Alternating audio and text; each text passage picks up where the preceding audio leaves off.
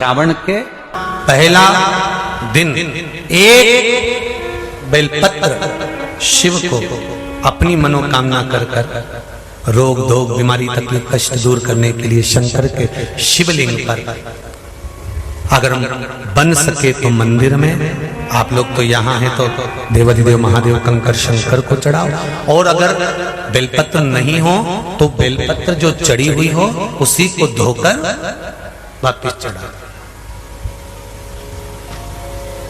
वापिस,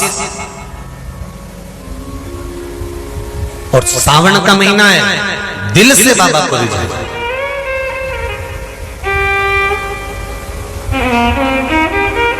हम धर्म करने के चक्कर में, परमात्मा के भजन के चक्कर में किसी का अपमान ना करें।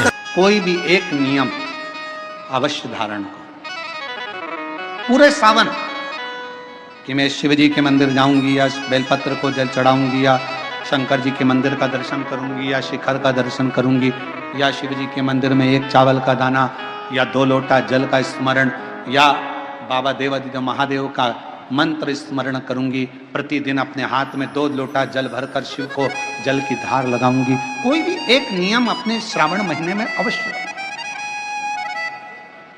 और नियम पूरा होता है तो बाबा करुणा करते। संतान की प्राप्ति के लिए अगर 16 सोमवार का व्रत उठाया जाता है तो श्रावण के पहले सोमवार से उठाया जाता है। कब से उठाना चाहिए?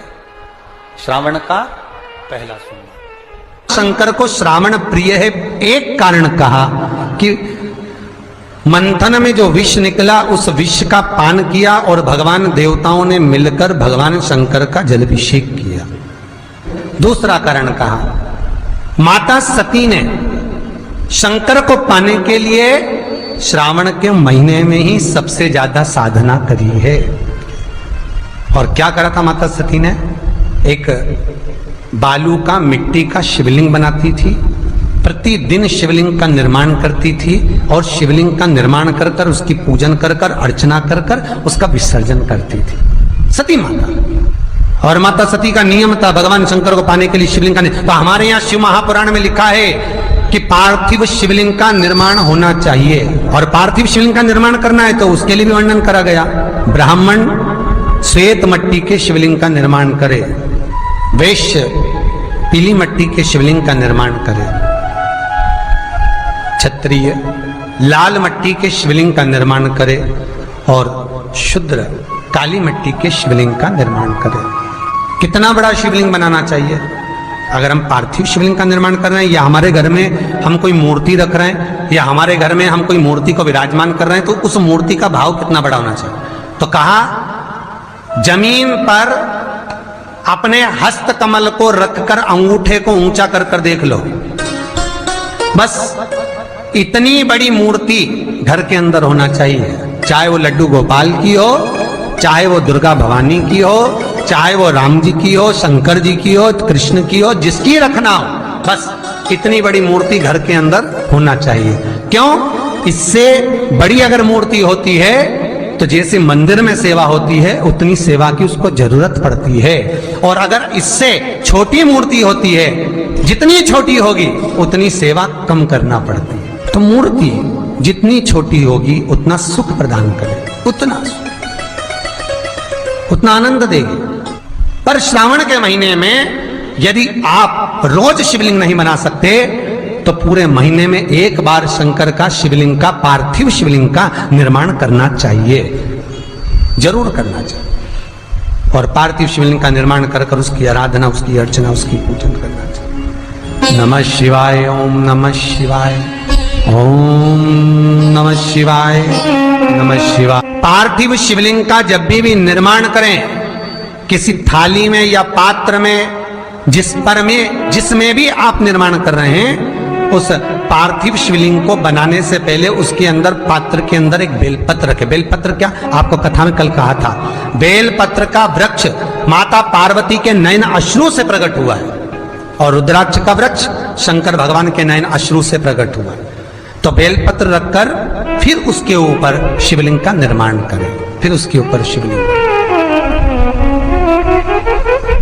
उसका लाभ आनंदित होगा, उसका सुख आनंदित होगा, वो आनंद फल देने वाला होगा। कई लोग सीधे थाली में शिवलिंग बना देते हैं। माता पार्वती के हस्त कमल पर शिवलिंग का निर्माण है महाराज, हस्त कमल पर सुख देने के लिए। तो भगवान शंकर के शिवलिंग का निर्माण करें। माता सती ने भी किया। यही श्रावण के महीने में माता सती शंकर भगवान के शिवलिंग का निर्माण करती है, पूजन करती है, अर्चना करती है। फिर शाम के समय उस शिवलिंग को मस्तक पर स्पर्श कर कर जलाशय में, कुंड में, जल में, बावड़ी में, कुएं में, तालाब में उसका विसर्जन करती है मां। दूसरा कारण कहा, सती शंकर को इसी श्रावण में रिझाई थी, इसलिए शंकर को श्रावण अति प्रिय है। कि पहले आती है नवमी, फिर आवेगी एकादशी देवसोनी। तो भंडारिया नवमी का मतलब क्या होता है? भंडारिया नवमी का स्मरण क्या होता है? अभी आपको कहा था 9 जगह पर बेलपत्र चढ़ती है। भंडारिया नवमी का मतलब ही यही है कि भगवान विष्णु सोने जाने से पहले नवमी तिथि के दिन 9 बेलपत्र भगवान शंकर को समर्पित कर कर भगवान शिव के मंदिर में बैठकर भगवान शंकर की आराधना कर कर भगवान विष्णु लक्ष्मी जी के साथ अपनी सृष्टि का कार्यभार 4 महीने के लिए शंकर जी को सौंप देते हैं भंडारिया नवमी के दिन। और एकादशी के दिन से, देव सोनी एकादशी के दिन जब भगवान सोते हैं, उस दिन से भगवान शंकर पूरे कार्यभार को देखते हैं, पूरे कार्यभार को। जब कार्यभार सौंपा गया, भगवान शंकर सृष्टि का संचालन करने लगे, तब ब्रह्मा और विष्णु ने आकर शंकर जी की आराधना यही श्रावण के महीने में करी थी कि आपने पूरा कार्य अच्छे से संभाला, इसलिए शंकर को श्रावण अति प्रिय है।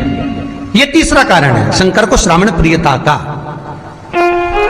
अब शिव महापुराण की कथा करिए कि शंकर को श्रावण प्रिय। चौथा कारण वर्णन करा कि ये कारण भगवान शंकर की आराधना माता पार्वती ने बाल्यपन से करी, खूब करी, खूब दिल से करी। आपके घर के पास में जो शिवालय है भगवान शंकर का, एक छोटा सा शिवलिंग है। मानो अगर दिल से तुमने मान लिया कि ये केदारनाथ है, दिल से तुमने मान लिया कि ये महाकाल है, दिल से तुमने मान लिया कि भीमा शंकर है, दिल से तुमने मान लिया कि ये मल्लिकार्जुन है, दिल से तुमने मान लिया कि विश्वनाथ है। जिस दिन तुम्हारा मन पर जाए, श्रावण के महीने में जब तुम 2 लोटा जल चढ़ाने के लिए जाओगे,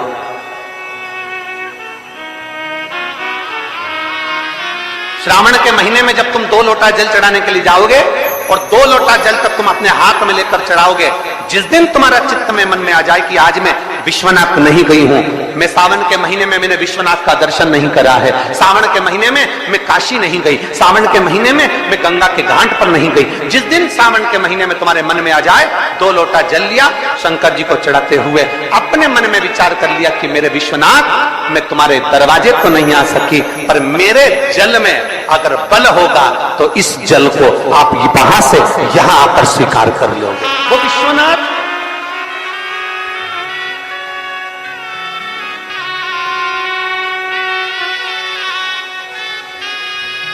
पहला दिन लगे 2 लोटा जल चालू कर दो। श्रावण के पूरे महीने 2 लोटा जल अपने घर से लेकर जाओ, और अपने घर से जब जल लेकर जाओ तो ये विचार कर कर जाना, आज मैं शिव को काशी में, आज मैं शिव को केदार में, आज शिव को अमरनाथ में, आज शिव को भीमा शंकर में, आज शिव को मल्लिकार्जुन में। और फिर निवेदन करूंगा, जिस बहन को 19 और 20 साल तक भी औलाद नहीं हुई हो, तो कृष्णेश्वर महादेव का नाम लेकर 2 लोटा जल तुम्बकेश्वर महादेव का नाम लेकर चढ़ा कर देखना, सावन के बाद में बाबा संतान जरूर देगा, झोली जरूर भरेगा।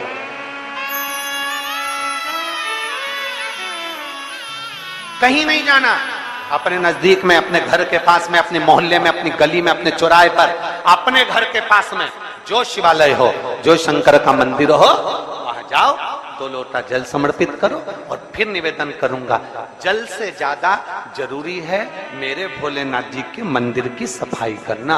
अब कीचड़ चालू हो जाएगा, पानी चालू हो जाएगा, सावन का महीना चालू हो जाएगा, अपने साथ एक कपड़ा लेकर जाओ, बाबा के मंदिर को पूरा साफ कर कर, बाबा के शिवलिंग का स्नान कर कर, बेलपत्र निर्माल्य जितना पड़ा है उसको उठाकर कहीं विसर्जन के लिए, किसी नदी तालाब बावड़ी में नहीं, किसी कुएं में नहीं, निर्माल्य तालाब में, नदियों में, बावड़ी में डालने के बाद वो निर्माल्य सड़ता रहता है, नदी नाले का पानी सूखता रहता है, उसमें कीचड़ इकट्ठा हो जाता है। उस निर्माल्य को इकट्ठा करो, गाड़ी में भरो, किसी एक खड्डा खोदकर वहां दबाकर उसकी खाद तैयार करो और बाद में बेलपत्री के वृक्ष के नीचे उसको डालते रहो। पर ध्यान रखना कि निर्माल्य हमें नदी, तालाब, बावड़ी, कुएं में नहीं डालना। महादेव से कहना नहीं आता।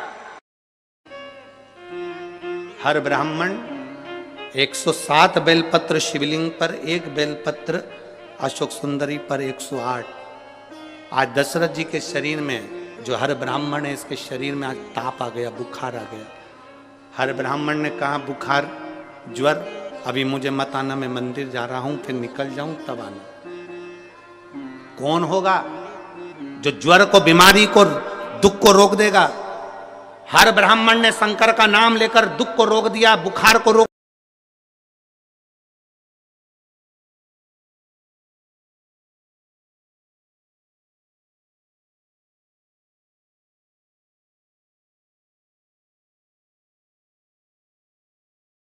हर ब्राह्मण ने जैसे ही सुना स्त्री के रोने की आवाज तो चिल्लाकर पूछा कौन है?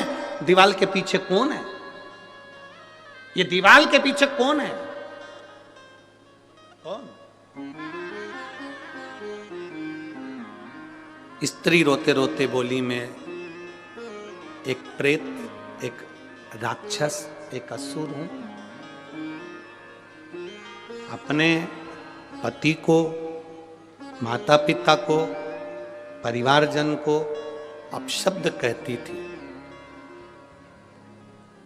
जो जल शिवजी के मंदिर में जाता था, उस जल के पात्र को मैं झूठा करके पटक देती थी। इसलिए प्रेत योनि में पड़ गई हूं। मुझे मुक्त करिए। मुझे मुक्त? हाँ। हमने एक बात आप लोगों को पहले कथा में कही थी, आपके स्मरण में होगा। हमेशा कहते हैं एक लोटा जल महादेव को चढ़ाओ। हमने कथाओं में कई बार कहा कभी कभी 2 लोटा जल भी महादेव को चढ़ाओ। किस लिए? 1 लोटा जल तुम्हारे लिए और 1 लोटा जल जो बॉर्डर पर हमारे भारत के सैनिक खड़े हैं उनकी रक्षा के लिए। 1 लोटा जल कभी उसके लिए भी समर्पित।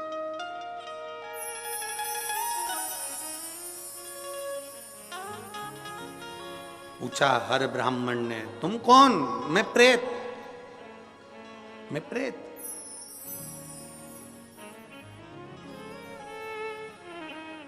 मेरी मुक्ति करिए। हर ब्राह्मण ने कहा, जो मैं शंकर भगवान को 108 बेलपत्र चढ़ाता हूं, उसमें से 1 बेलपत्र का फल आज तुझे देता हूं। और 1 बेलपत्र का जो फल दिया वो प्रेत योनि से छूट गई। हर ब्राह्मण के चरणों में पड़कर बोली, तुमने मुझे प्रेत योनि से मुक्त करा। शिव को 108 बेलपत्र रोज चढ़ाए हैं। तुम अगला जन्म तुम्हारा राजा दशरथ के रूप में होगा और तुम्हारे घर में स्वयं राम तुम्हारी गोद में खेलेंगे। स्वयं राम।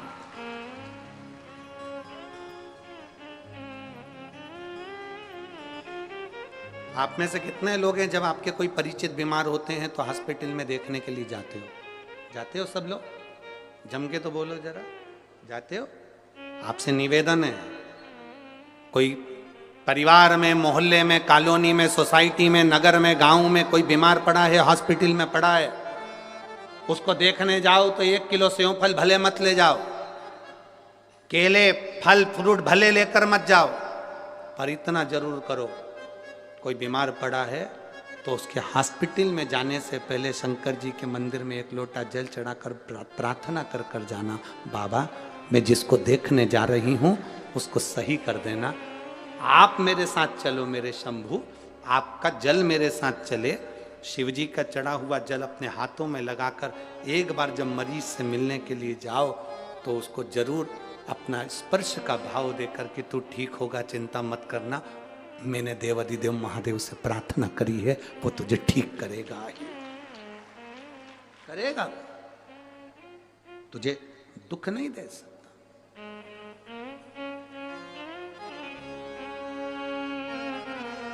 आप प्रार्थना करो उससे,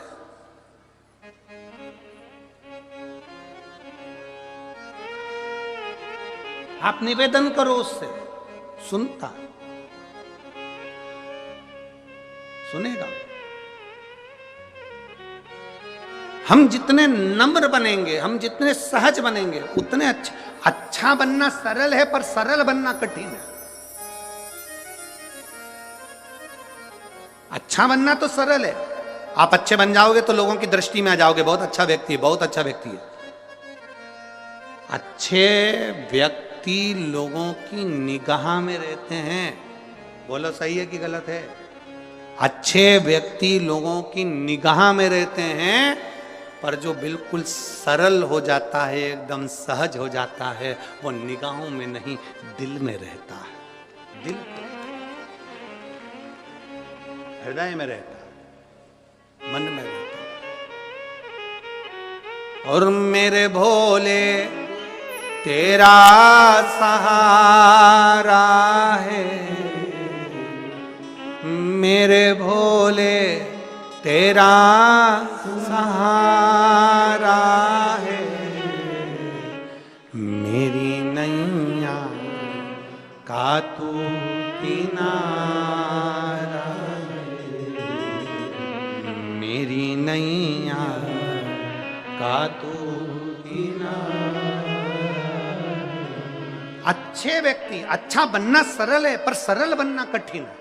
अच्छे व्यक्ति लोगों की निगाह में रहते हैं, दृष्टि में रहते हैं। अच्छा है, बहुत अच्छा है, बहुत अच्छा है। अच्छा नेत्रों में रहता है, पर सरल व्यक्ति दिल में रहता है। सरल होना कठिन है। एक माता ने पत्र लिखा है,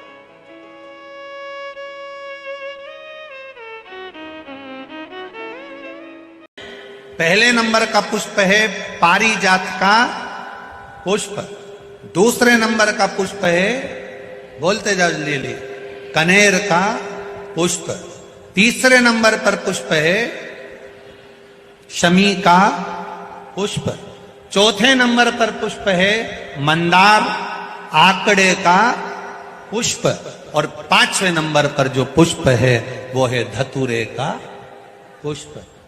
अब इन पुष्पों के अलावा भी कई पुष्प देव अधिदेव महादेव को चढ़ते हैं, उनका एक अलग अलग नियम है। पर सावन के महीने में जो नीला कलर का जो पुष्प होता है, हार श्रृंगार का पुष्प, एक अगर देव अधिदेव महादेव को आपने चढ़ाना चालू कर दिया, समर्पित करना प्रारंभ कर दिया, तो आपको पीछे पलट कर देखने की जरूरत नहीं पड़ेगी, महादेव हाथ पकड़े ही रहता है। में केवल एक शिव जी कहते हैं, केवल एक मुझे लोग पशुओं का देव भी कहते हैं, पशुपतिनाथ भी कहते हैं।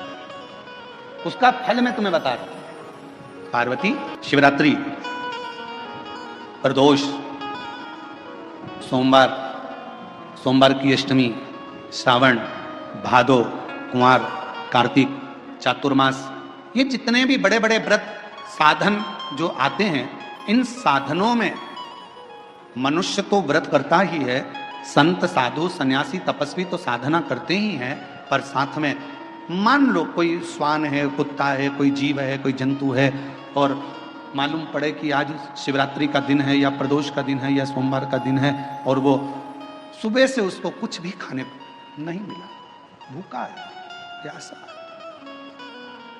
उसको कुछ मिल नहीं रहा, उसको कुछ प्राप्त ही नहीं हुआ।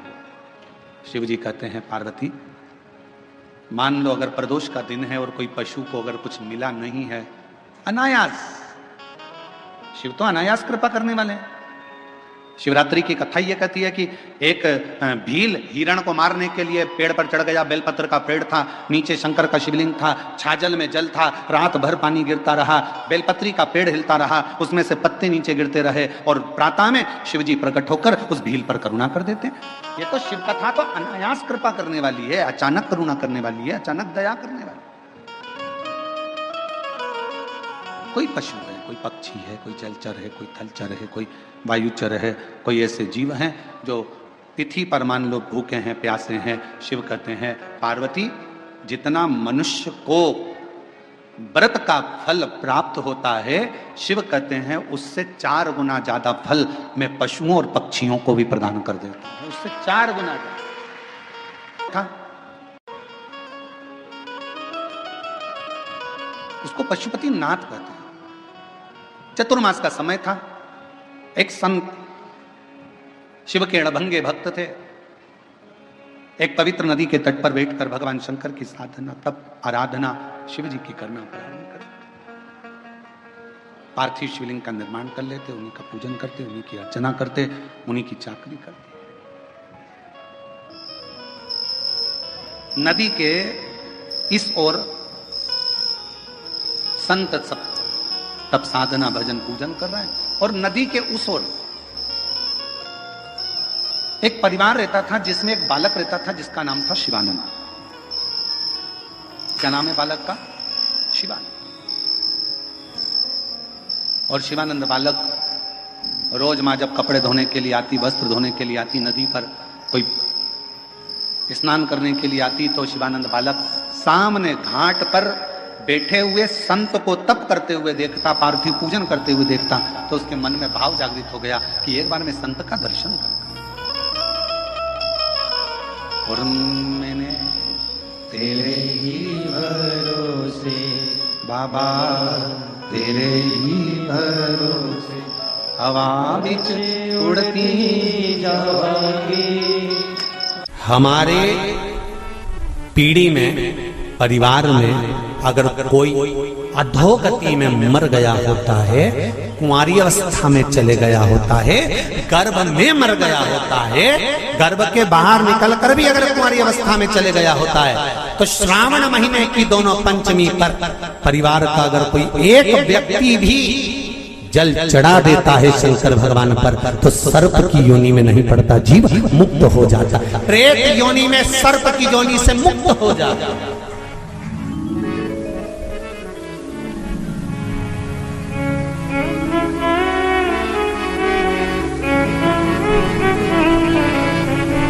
महाराज,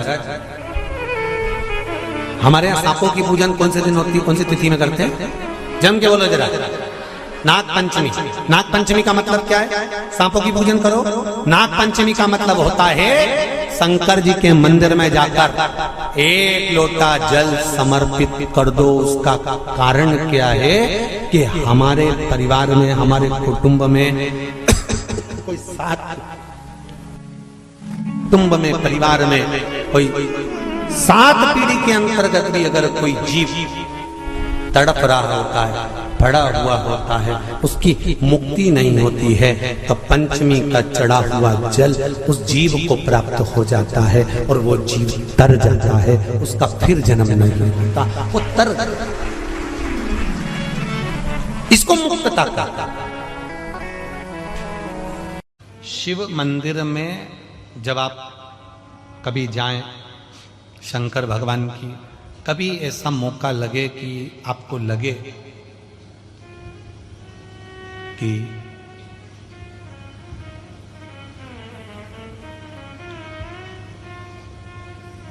कहीं आपका यश कम हो रहा हो, आप जानते हो कि मुझको यह काम करवाना है और यह काम आगे हो ही नहीं रहा है, यह फाइल आगे बढ़ ही नहीं रही,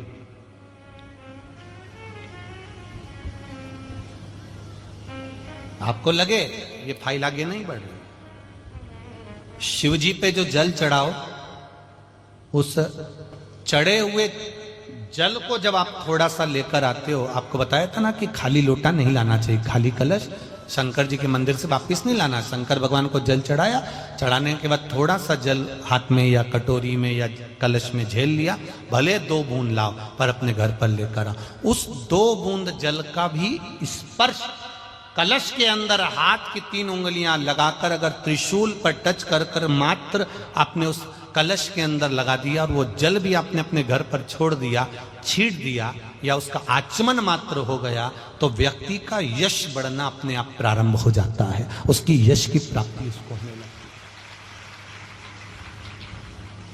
उसको यश की वृद्धि होने लगती, उसको यश की प्राप्ति होने लगती। त्रिशूल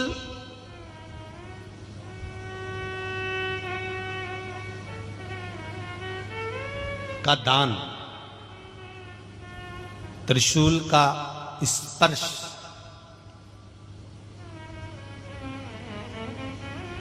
एक बहुत अच्छी बात कहना चाहेंगे, आपके स्मरण में रहना चाहिए, बहुत सुंदर स्मरण।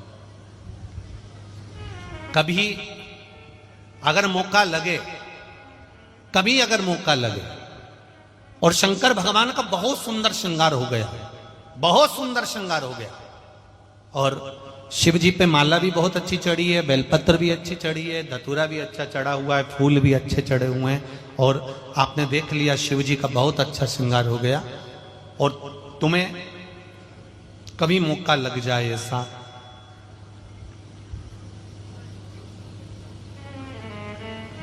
और तुम्हारे पास में एक अच्छी सुंदर सी माला हो पुष्प की, तो आप पुजारी जी को या पंडित जी को कह दो, या पंडित जी मान नहीं हो, शिव जी का अच्छा श्रृंगार हो गया हो, तो वो माला केवल त्रिशूल की, जो त्रिशूल है उस त्रिशूल पर ही उस माला को अगर आपने केवल टांगी दिया तो भी आप उन्नति की सीढ़ी पर आगे बढ़ना प्रारंभ कर देते। पर किस समय पर? जब भगवान का पूर्ण श्रृंगार हुआ, पूर्ण श्रृंगार शिव जी का हो गया, और माला तुम्हारे हाथ में है, और तुमने देखा भगवान का श्रृंगार हो गया। अब शिव जी पे अगर माला चढ़ाऊंगा और श्रृंगार गिर जाएगा, तो उस माला को आप अपने यश प्राप्ति के लिए, अपने आनंद के लिए, अपनी उन्नति के लिए आप उसको त्रिशूल पर चढ़ा सकते। हम कई बार एक बात बहुत अच्छे से आपको वर्णन किए हैं कि कभी मौका लगे और आप किसी कंपटीशन एग्जाम में बैठ रहे हैं, या एक ही जगह पर सर्विस करते करते बहुत समय हो गया और वहां पर उन्नति नहीं हो रही है, आपका प्रमोशन नहीं हो रहा, तब 7 बेलपत्र केवल त्रिशूल का, 3 जो त्रिशूल में 3 नोक होती है, पहले साइड की दोनों स्पर्श, फिर बीच का स्पर्श कर कर अपने हृदय की कामना कर कर अशोक सुंदरी वाली जगह पर मात्र चढ़ा देने पर भी व्यक्ति जिस जगह पर नौकरी कर रहा होता है उससे उसका प्रमोशन का चांस बढ़ जाता है और उसकी उन्नति की ओर अग्रसर हो जाता है। त्रिशूल भगवान देवाधिदेव आनंद करने वाले महादेव के जो हाथ में आया है वो त्रिशूल कोई साधारण नहीं, स्वयं सूर्य नारायण की कला को काटकर बनाया, भास्कर देव की कला को काटकर। इसीलिए शिव कथा कर